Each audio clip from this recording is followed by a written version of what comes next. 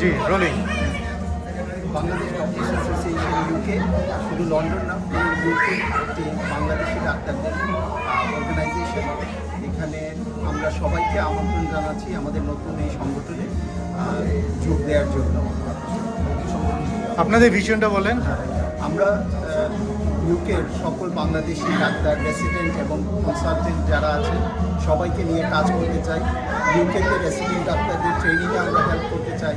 বাংলাদেশে আমরা হেল্প করতে চাই বিভিন্ন টিমের মেডিকেল টিমের মাধ্যমে।